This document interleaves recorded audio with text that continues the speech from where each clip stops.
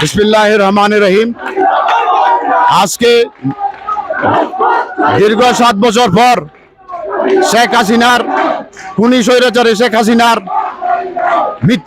মিথ্যা মামলায় জর্জরিত আমাদের হাটহাজারীর গণমানুষের নেত্রী ব্যারিস্টার শাকিলা ফারজানা আজকে নিজ বাড়িতে আসতেছেন।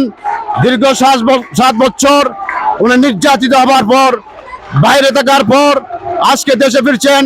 আজকে বাংলাদেশের ছাত্র আন্দোলনে আমাদের বাংলাদেশ দ্বিতীয় স্বাধীন বাংলাদেশে আজকে উনি নিজ বাড়িতে আসতেছেন।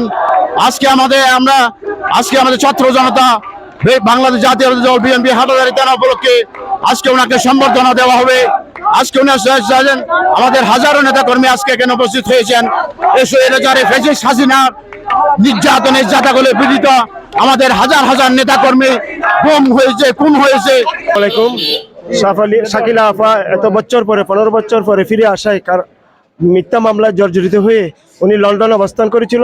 লন্ডনে অবস্থান করার পরও উনি যেভাবে আমাদেরকে সংগঠিত করেছে হাটহাজারীতে, এখন দেখেন আপনারা অনেক অনেক আমাদের সংগঠিত। ওনাকে আমরা এই হাটহাজারী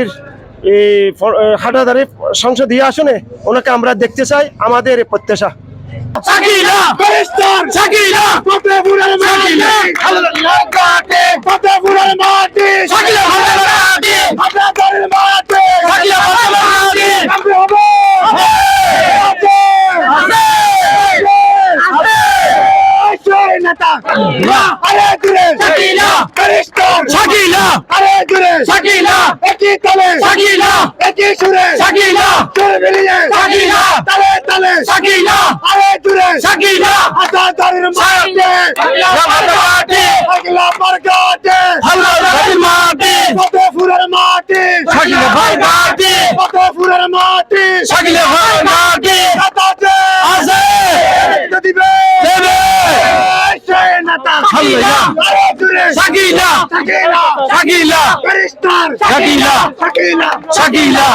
বিসমিল্লাহির রহমানির রহিম। বাংলাদেশ জাতীয়তাবাদী দল এই মুহূর্তে বিভিন্ন জায়গা থেকে অঙ্গ সংগঠনের সবাই এখানে উপস্থিত হয়েছেন।